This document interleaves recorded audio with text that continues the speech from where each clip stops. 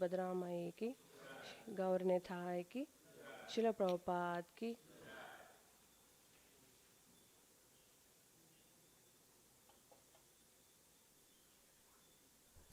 ओम नमो भगवते वासुदेवाय। ओम नमो भगवते वासुदेवाय। ओम नमो भगवते वासुदेवाय। नारायणं नमस्कृत्यं नरं चैव नरोत्तमं देवीं सरस्वतीं व्यासं ततो जयमुदीरयेत्। नाष्टप्रयेषु भद्रेषु नित्यं भागवत सेवया Bhagwati उत्तमश्लोके भक्तिर्भवती नैष्टिकी। So today, please have a seat. So today we'll be reading from Canto 4, Chapter 26, verse 5. The chapter is called King Purañjana goes to the forest to hunt and his queen becomes angry. Asurim vritim ashritya Goratma niranugraha Yahanam nishiter baner Vaneshu gocharan Ashrutim vritim ashritya Goratma niranugraha Nyahanam nishiter baner Vaneshu gocharan Ashurim vritim ashritya Goratma niranugraha Nyahanam nishiter baner Vaneshu gocharan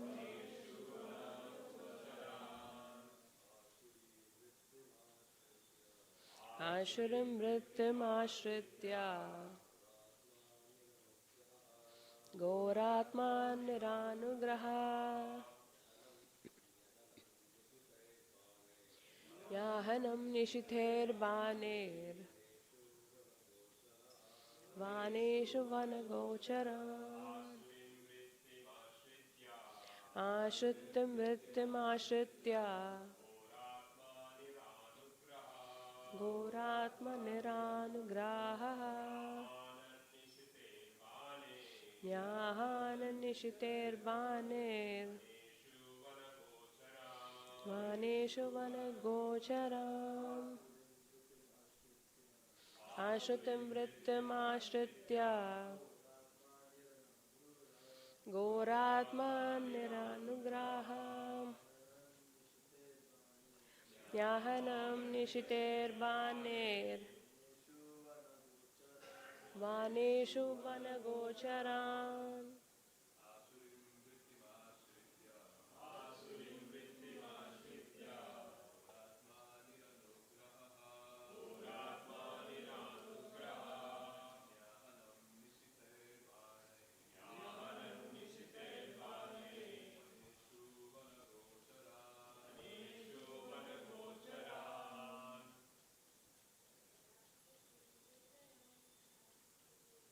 Ashrutam vritim ashritya Goratma ninanugraha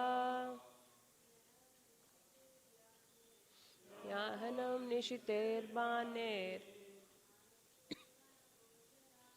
Vaneshu gochara. Synonyms: Asurim, demoniac. Vritim, occupation. Ashritya, taken shelter of. Gora, horrible. Atma, consciousness. Consciousness, heart. Niranugraha, without mercy. Nyahanat, killed. Nishitai, by sharp. Binai, arrows. Banai, arrows. Vaneshu, in the forests. Vanagocharan, in the forest animals. Translation. At that time, King Purañjana was very much influenced by demoniac propensities. Because of this, his heart became very hard and merciless. And with sharp arrows, he killed many innocent animals in the forest, taking no consideration. Purport. When a man becomes too proud of his material position, he tries to enjoy his senses in an unrestricted way. Being influenced by the modes of passion and ignorance, he is thus described as asuric or demoniac. When people are demoniac in spirit, they are not merciful towards the poor animals. Consequently, they maintain various animal slaughterhouses. This is technically called suna or himsa, which means the killing of living beings. In Kali Yuga, due to the increase of the modes of passion and ignorance, almost all men are asuric or demoniac. Therefore, they are very much fond of eating flesh, and for this end they maintain various kinds of animal slaughterhouses. In this age of Kali, the propensity for mercy is almost nil. Consequently, there is always fighting and wars between men and nations. Men do not understand that because they unrestrictedly kill so many animals, they also must be slaughtered like animals in big wars. This is very much evident in the Western countries. In the West, slaughterhouses are maintained without restriction, and therefore, every 5th or 10th year, there is a big war, in which countless people are slaughtered, even more cruelly than the animals. Sometimes during war, soldiers keep their enemies in concentration camps and kill them in very cruel ways. These are reactions brought about by unrestricted animal killing in the slaughterhouse and by hunters in the forest. Proud demoniac persons do not know the laws of nature or the laws of God. Consequently, they unrestrictedly kill poor animals, not caring for them at all. In the Krishna conscious movement, animal killing is completely prohibited. One is not accepted as a bona fide student in this movement unless he or she promises to follow the 4 regulative principles. No animal killing, no intoxication, no illicit sex, or no gambling. This Krishna conscious movement is the only means by which the sinful activities of men in this Kali Yuga can be counteracted. Om Ajnanatimrandasya Jnananjana Shalakaya Chakshurunmilitamena Tasmai Shri Guruve Namaha. Shri Chaitanya Manobishtam Stapitam Yena Bhutale Swayam Rupa Kadamayam Tatati Swapadantikam. Vandeham Shri Guru Shri Yuta Padakamalam Shri Gurum Vaishnavamscha Shri Rupam Sagrajatam Sahagana Raghunathanvitam Tam Sajivam Sadvaitam Savadutam Parijana Sahitam Krishna Chaitanya Devam Shri Radha Krishna Padakamalam Shri Vishakam Vitamscha. He Krishna Karuna Sindhu Dina Bandhu Jagatpate Gopesha Gopika Kanta Radha Kanta Namostute Tapta Kanchana Gaurange Radhe Vrindavaneshwari Vishabhanu Sute Devi Pranamami Hari Priye Vancha Kalpa Tarubhyasha Kripa Sindhubhya Evacha Patitanam Pavanebhyo Vaishnavebhyo Namo Namaha. Jai Shri Krishna Chaitanya Prabhu Nityananda Shri Advaita Gadadhara Shri Vasadi Gaura Bhakta Vrinda. Hare Krishna Krishna Krishna Hare Hare Hare Rama Rama Rama Hare Hare. Thank you all for joining us in today's Bhagavatam. So we are discussing King Purañjana's pastime, where in the section King Purañjana goes to the forest for hunting. Right? And there are two parallel lessons that we can learn from this verse, this narration. One is basically the pastime itself of King Purañjana, and second, what we can infer from the pastime of King Purañjana. So what each one of us or each living entity can learn from this pastime. In some verses, it's the pastime which is described as a literal story. In some verses, it describes of what like a living entity in a conditioned state can learn. And in some verses, both of these are discussed. Right? So this makes this chapter very profound, and it has layers to it. So we understand that King Purañjana is influenced by the three modes. What are the three modes? Mode of goodness, passion, ignorance. When one is in the mode of goodness, how does one act? One acts in knowledge.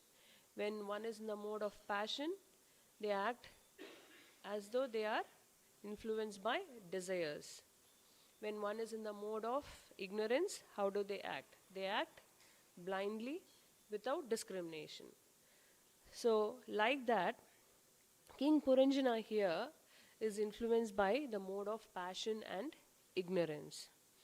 So, because of this desire of enjoyment, because of the desire to sport, and because of the desire to enjoy, he goes to the forest for hunting. And where he is also being insensitive to the suffering of animals, he thus kills. Right?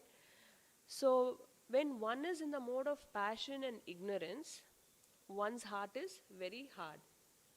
So, what is the difference between a soft heart and a hard heart? Right? We'll discuss that.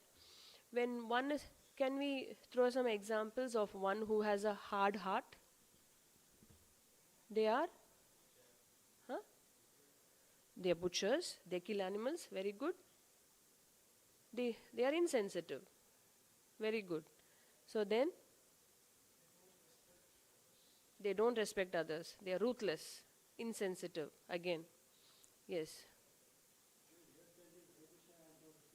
Huh? They hear the chanting of Hare Krishna and they don't repeat. So they are rude, according to us. At least they are hearing, which is fair. Okay, what else?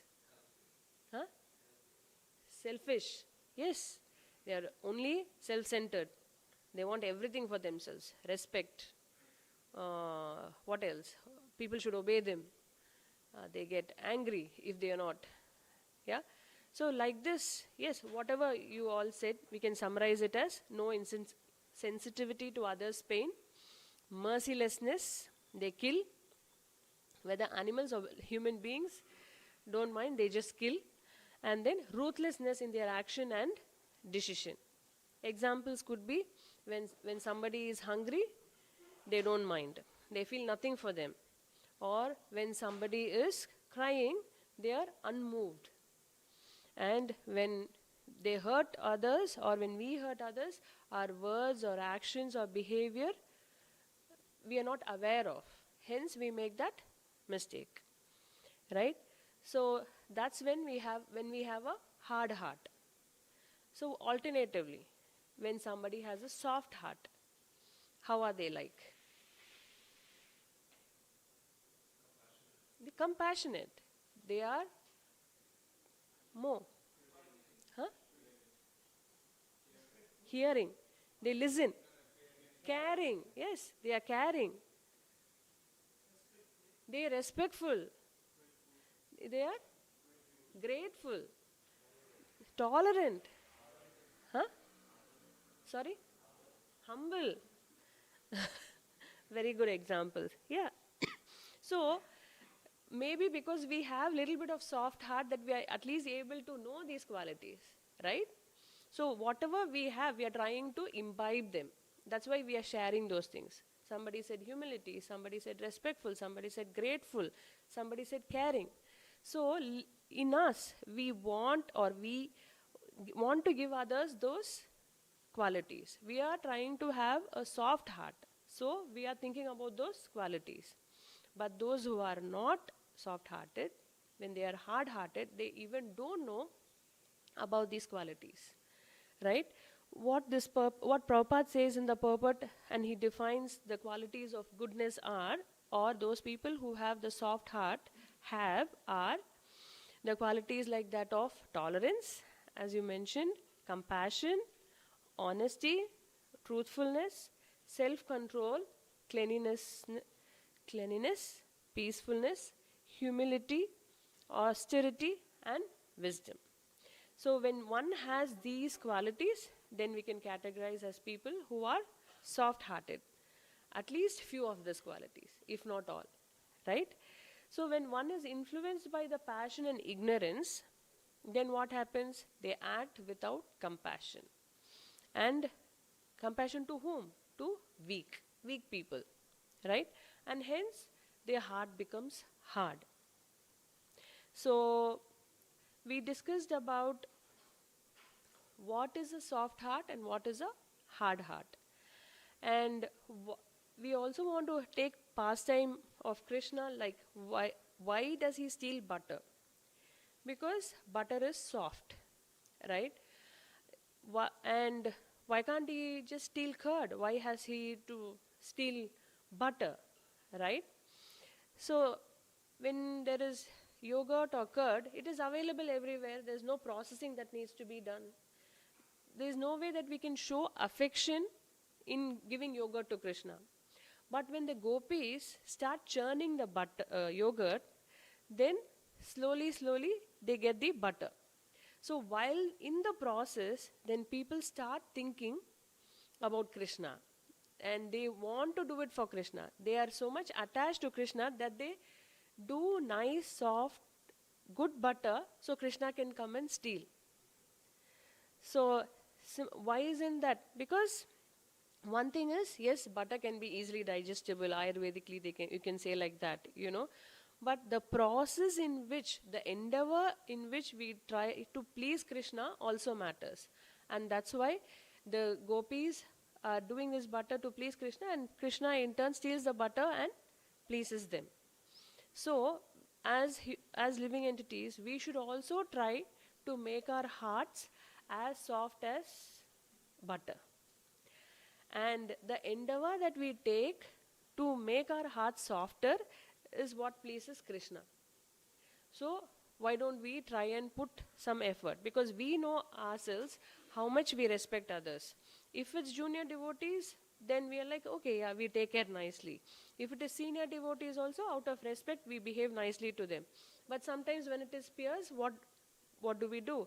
We show our, maybe our nature sometimes. So we might be not very respectful. Sometimes we might be thinking, what does he know? I know better than him, and things like that. So the friction comes because of some amount of hard-heartedness that we are possessing. So how do we eradicate it? By overlaying it with soft qualities, good qualities. By training ourselves to adapt to good qualities, our heart can become soft. So because we also want Krishna to steal our hearts, right? So that's how we have to train ourselves. And we discussed what is hard heart and soft heart, and the benefits of having soft heart is that Krishna comes and steals. So how do we make our hearts soft? We all know. How do we make our hearts soft? Chant. Surrender. Very good. By associating with devotees. Yes, that's pretty much what we are here to learn today. So and when do we have to chant? In the early hours of the morning. If one is not able to chant all 16 rounds, at least let's chant 4 rounds in the morning, then 4 rounds in the afternoon, and 8 rounds. So it depends on everyone's comfort level. But our ultimate aim is to do all 16 rounds in the early hours, Brahma Muhurta time. So the process of, and what mantra do we chant?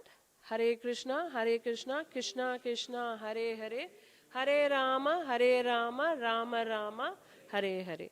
And while chanting, we have to chant with humility.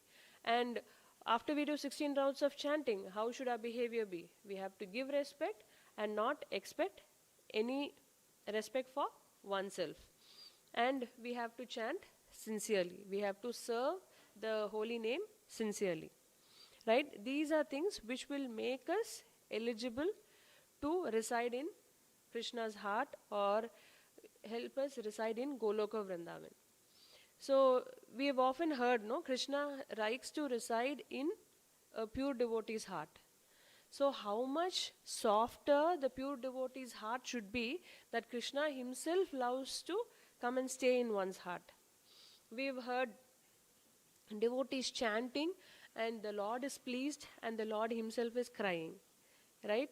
We have also heard that Lord himself sometimes comes and dances in the kirtan. Right? So how much should the devotee's heart should be when the Lord himself has to be pleased? So that's the type of qualities that we are trying to endeavor to cultivate. Right? And how does one get, okay, we understood how we can become soft, but how does one become hard? One becomes hard by doing violence, by the process of eating meat, by the engaging oneself in self-enjoyment and self-centeredness.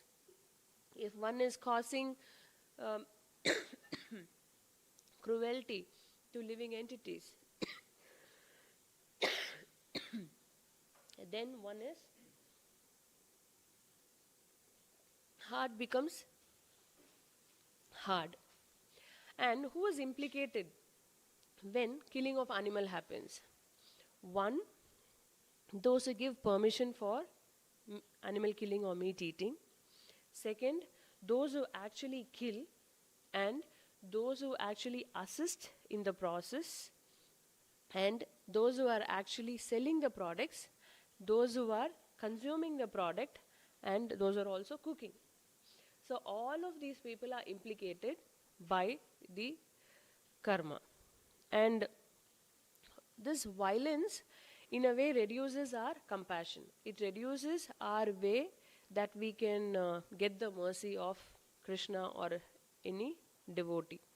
So that's why it is emphasized that we are not supposed to kill animals, we are not supposed to harm any living beings, either knowing or unknowingly. So when the society actually normalizes the killing of animals, right, then what happens? After some time, then they don't mind even killing animals. Human beings. And that's why we have wars. So in the purport we saw every 5 years, every 10 years, in the places where animal slaughters are happening very conveniently, we have wars. And people are even being treated more cruelly than animals in prison houses. So we should understand that the food we consume affects our consciousness. And when we eat food in the mode of passion and ignorance, our consciousness is degraded. And that's why we are always emphasized to offer the food to the lordships before we consume. An example that we all know, we can discuss the story of Murari, right? Who was Murari? Mrigari? Who was he?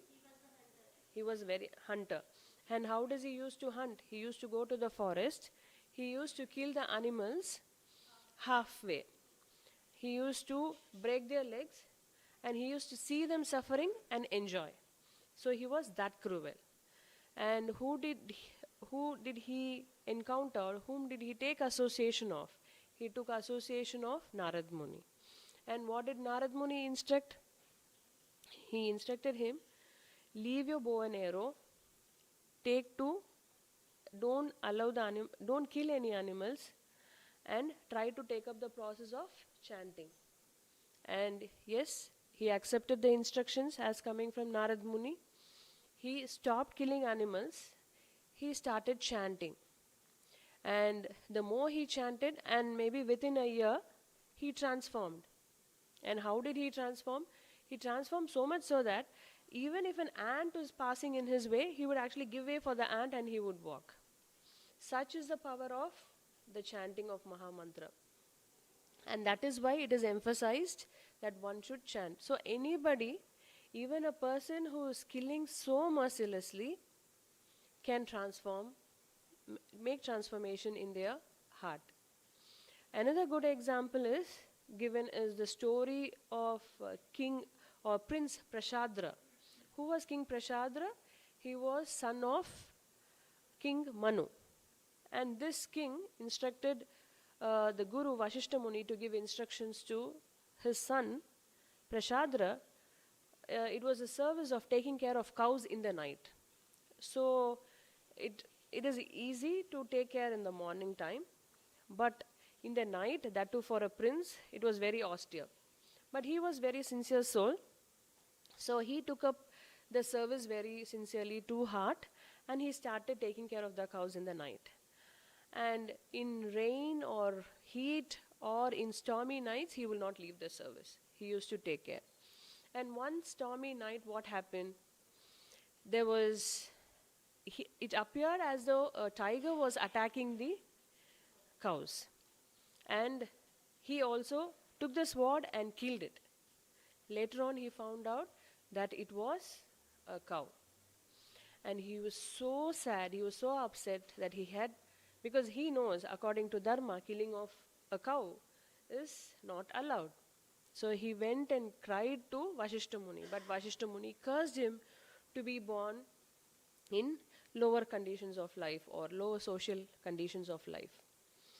And he felt so bad that he actually left the kingdom and he went to the forest, and he also took up to the process of chanting. And by continuous process of chanting, he was transformed and he didn't have to go to the hellish conditions of life. He was protected. So like this, there are so many examples where we are protected by the process of chanting. So we can all have hope that we can all be transformed. So when sinful activities are committed, when either intentionally or unintentionally, what can we do? We can stick to the process of chanting and taking association of devotees. What does this process of chanting do? It does two things simultaneously, right? One is, it destroys the sinful activities that a person has done. And second is, it transforms the heart of the living entity. So it's beneficial in any ways, whether the sinful activity has been performed intentionally or unintentionally. Still we stick to the process of chanting. It purifies one. And that is why in ISKCON, there are 4 regulative principles that we follow. No meat eating, no intoxication, no illicit sex, and no gambling. And when no meat eating becomes the basic fundamentals, what happens? All these 4 regulative principles, what does it make one do? It brings one to the platform of human being. Basically, we become only human being when we are following these 4 regulative principles. Otherwise, we are living animalistic life, right? It's not that we become devotee after getting initiation. No, that's the stepping stone of becoming a devotee. First step in becoming a devotee is to become human being, right? So once we start following these practices, then what do we do? So when it is no meat eating, how do we follow in our day-to-day life? So what do we take? As devotees, we take fruits, grains, milk, vegetables. And do we take just that as food, or how do we do? What do we do? We offer it to Shri Shri Radha Gopinath and then take their remnants as prasad. And again, what does the prasadam do? It purifies one's consciousness. And by taking it continuously for a longer period of time, then transformation of heart happens. So these are all ways to find, to become more soft-hearted. And a devotee is very merciful. And because the food actually plays a vital role, we all know that. And usually devotees are para dukha dukhi. They are very compassionate. They understand everybody's pain. So naturally, they don't want to give harm to others. They don't want to make others feel bad. So what do we have to cultivate? To become soft-hearted. I've always noticed Mataji, she's never been angry with anybody. She's always smiling, very soft-hearted, and maybe at home, I don't know, but anyway, but outside, yeah, I've always felt very comfortable with Mataji. So, yeah, I mean, one could easily recognize, right? So, I mean, with kids, we have to be strict. If I be soft-hearted, then kids won't listen, right? So we all are. We have our faces, good face and a bad face. But it is very hard to always put up a good face also in front of others. But some people are able to do it. We ourselves know what we are good at, what we are bad at. So we can judge and make a choice. So, yeah, so basically, if we see in our society also, because of meat eating, what happens? Quarrelsome happens, right? There's so much fights, there are so much wars. We see the war we also had a small war in India, Pakistan. And whatever is happening long time is the Russia-Ukraine war. We also see war in Israel and Palestine, in the areas of Gaza, so many places, right? Why? Because of the karma, now they're getting implicated. Whatever they have done in the past, now they're getting implicated. And how much do we spend on these weapons? Even though we try to remain peace, but underneath, we are also preparing ourselves with so much weapons, so much tools to protect ourselves. And military base is also expanding in places to protect ourselves. If we want to maintain peace, why do we need all this? But still, we know that we might face these things anytime, violence anytime. So we are getting prepared. In fact, those money which we are using in preparing for this warfare can be used alternatively for public welfare. But because we know we are all hard-hearted, because we know we are acting in the mode of passion and ignorance most of the time, we have to be prepared to face the civilization which is demoniac. And how do we understand that people who are eating vegetarian are being softer and peaceful, and how do we understand that people who are eating animals are demoniac, right?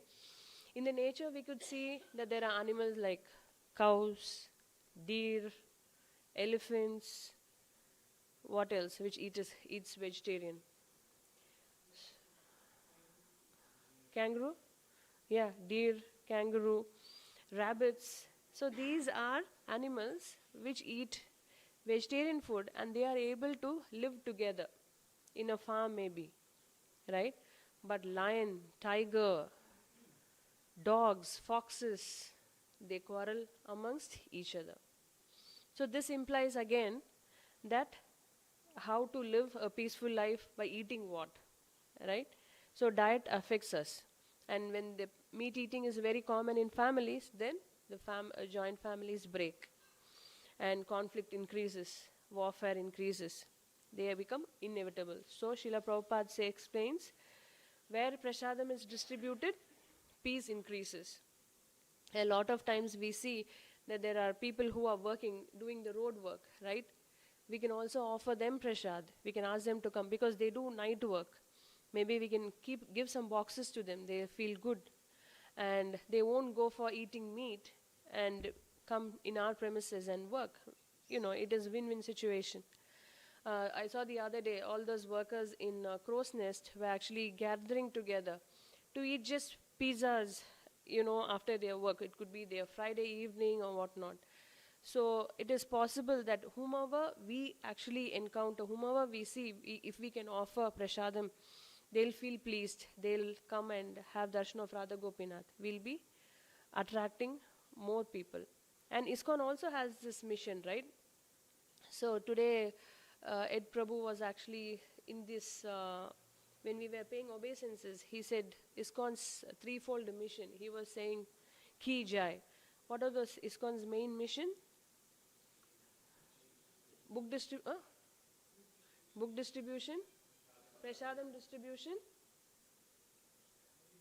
holy name distribution. These are three very important mission that ISKCON as a society we take it. Any temple will have these three things, right? So it's very important and everybody appreciates that. When we go on Harinam, people come and chant and sing with us. When we give food, people appreciate it. When we give books, maybe not that much, they are not influenced, but still they are appreciating, right? After maybe they read it, they'll appreciate. So this goes to say that we as a society wants to have peace, right?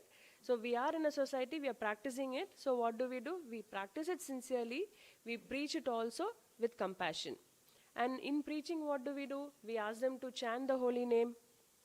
We give them books. We give them prasad. So that's preaching.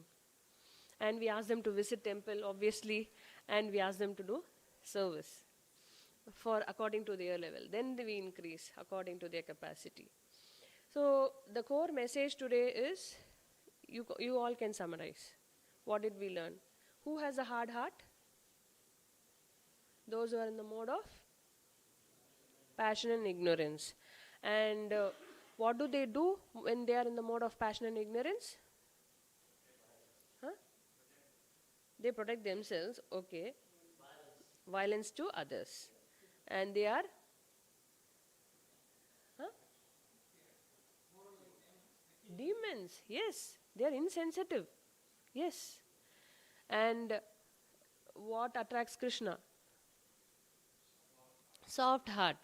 And what makes our heart soft? Chanting and feasting prasad makes the heart soft. Compassion. How and what do we cultivate in the process? Our heart becomes soft and compassionate, and that is called, also it helps us progress spiritually, right? And in this process, are we able to change our nature? Is it possible? Yes. When somebody like killer Mrigari and Prashadra did it unintentionally, but Mrigari was doing it intentionally, right? When they are able to have a change of heart, we can also have a change of heart. And that's what Prabhupada explains in today's purport. Thank you. Hare Krishna. Any questions, comments? Hare Krishna.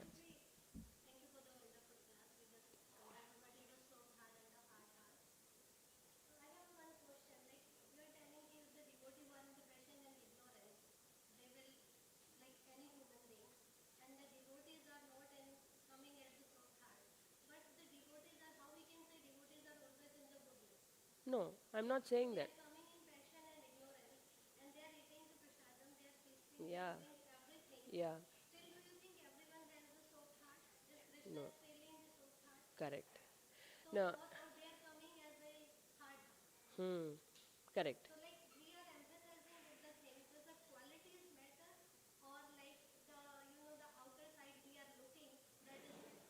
Okay. Mataji's question is, so devotees also are taking prasad, devotees are also chanting, but still they are also in the mode of passion and ignorance. And what is important? Is the quality is important or?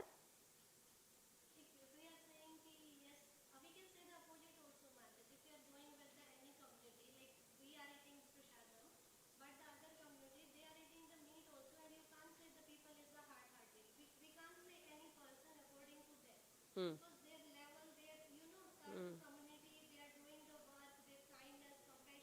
Yeah. Yeah. Correct. Yes. Yeah.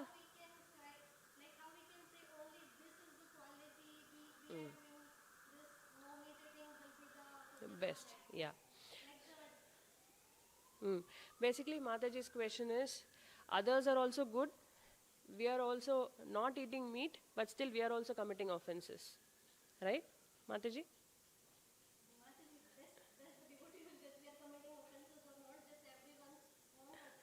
Yeah. Yeah. We are also going in the passion and ignorance. Yeah. True, true. So if I But can, is that situation how we are, like how a devotee should be always to be care and compassion and other yeah, qualities they can always imbibe on them? correct. So during festivals, we also get upset when somebody does something wrong. We show our passion and ignorance. So how do we, as the devotees, be, constantly are able to follow those good qualities? Whereas even non-devotees are being soft-hearted. So how is it? Okay, right, Mataji? So the question here is, who is good? Right? Okay. So to answer this question, basically, we are, see, it's not that non-devotees are bad. We are not judging here. Non-devotees are also good. But we are, I should say, we are more regulated. We know that this sort of meat eating makes our consciousness degraded. So we are aware. And because we are just in the process of, now we are just come to a human being form, right? We have not come to a level of devotee.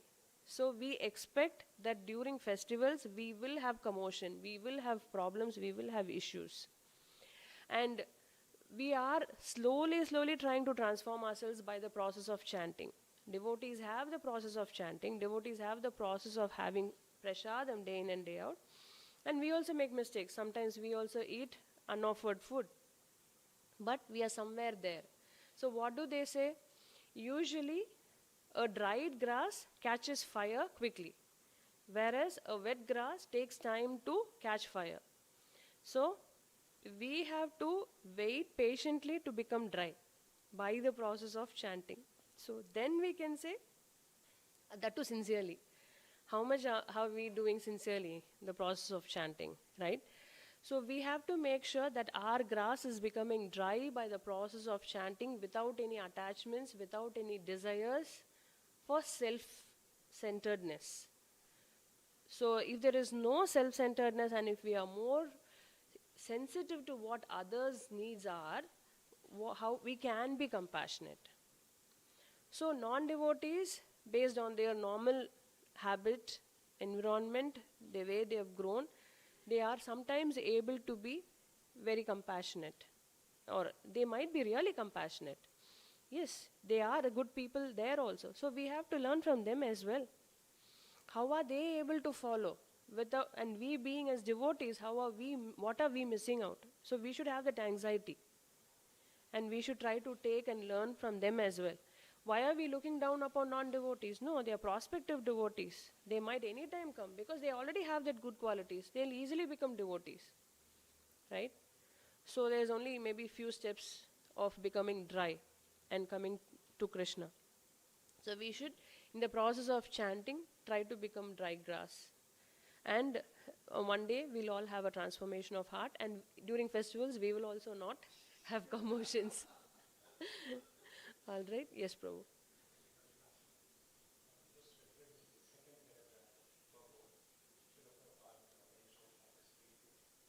In this age of Kali, the propensity for mercy is almost nil. Consequently, there is always fighting and wars between men and nations. Men do not understand that because they unrestrictedly kill so many animals, they also must be slaughtered like animals to pick them.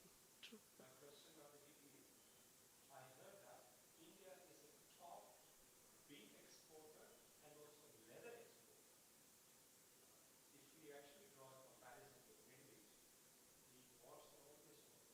Now we can see Ukraine and Russia, etc. But my question is, why is India which is good? I'm just wondering, is it because of more religious content still present in India when compared to the other 200 countries? Is it staying? Any other opinion? So, yeah, Prabhu is asking, there is so much wars all over the world, Israel, even in India, and India being noted as one of the toppest beef selling countries and leather producing countries for export purposes. Why is it that? Can you repeat, Prabhu? Or why Why is that like India is sparing? India We is don't actually see spared? fighting wars. We are actually facing, Presently, no. yeah, India is correct, threatening. correct. Maybe So, that's why when we draw a relative comparison, Correct, correct. So maybe because we are compensating it by doing more religious activities, like we are doing more services for Krishna in the Indian land itself, how much of a beef we are actually distributing, so much of our books are also getting distributed. You can see India being the top always when it comes to book distribution, right? So I'm just quoting an example from what I see. So we balance it out. I know there is so much non-veg being sold in India more than ever before. Everybody is eating non-veg day in and day out, which is very, very sad.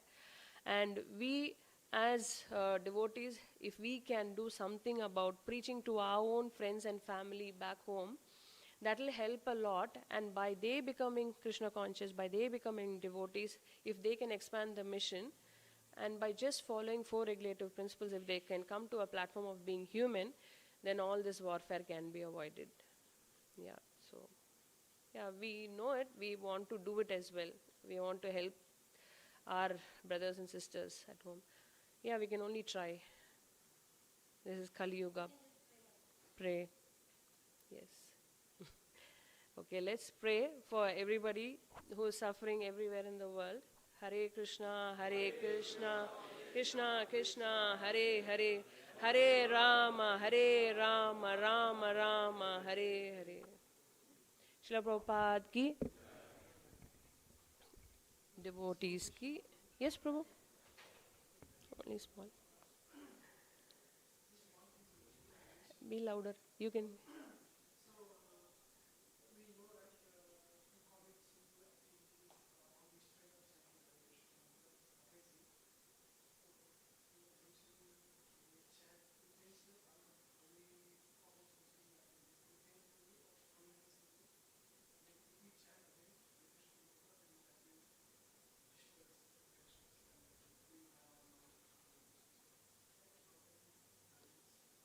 If I understand I'm not able to understand the question correctly. Can you say it differently, Prabhu? So we are uh, reading the 10 offenses daily. So we are asked to do offenseless chanting, yes? And if we still continue to do sinful activities in the strength of the holy name, that, yeah, yep,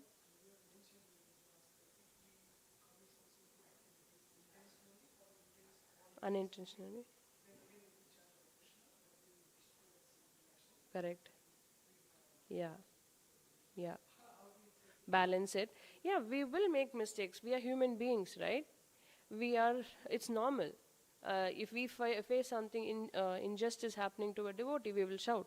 If it's something happening to us, it's okay, we can digest it. And if somebody is angry on us, it's okay, we can digest it. And that's what Guru Maharaj says, Jayapatak Maharaj says. If somebody is angry on you, you accept it. But if somebody is angry on a pure other devotee, you fight back or you can show your anger. So, in the sense, like you can be angry. Huh? So, it is not that, okay, if some injustice is happening, then you actually stick to, okay, I'm doing chanting, I will not open my mouth, I will not talk against anything. No, we are not impractical, right? Krishna conscious devotees are very practical. So, if somebody is getting hurt, we can ask, we can, but don't commit offenses, yes, in the strength of the whole. I mean, how much can we avoid? If we make mistakes also, we have to learn from it only, right? As kids, I can tell my kids, okay, don't make these mistakes, but only if they are conscious all the time, then they will avoid that mistake. Otherwise, I'll have to keep telling again and again and again, and they will also, over a period of time, they'll realize, oh, this is wrong, I should not do. So, in this process, we will commit mistakes, we will commit offenses, and only when the self realization comes, only when we are watching ourselves now and then, how am I behaving? Is it right? We have to talk to ourselves. So many times we become emotional, and are we noting it? How many times in a day are we becoming emotional? One day, if you're becoming 10 times emotional, now maybe you're 5 times, then eventually it will become 3 times. So then the offenses will also become reduced, no? So, we are aware because we are noting it. We are thinking about the offenseless chanting, or we are thinking about all this, good qualities because we want to improve. Otherwise, we won't. How many of the other people, like we are seeing day to day outsiders, are thinking about improving oneself from their character? They think they are always right, right? How many of them are thinking they are not right?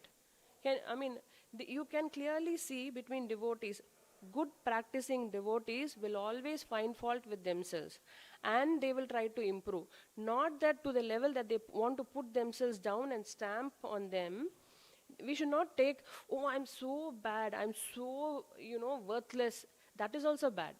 You're trying to you're trying to somehow glorify in talking so much bad about you also.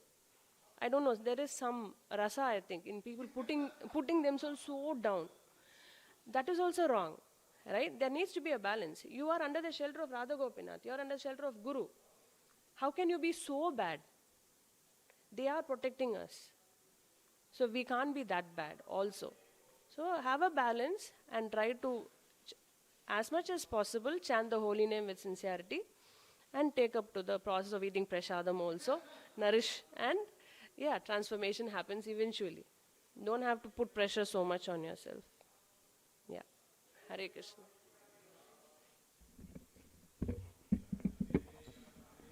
Granth Raj Srimad Bhagavatam ki jai. Srila Prabhupada ki jai.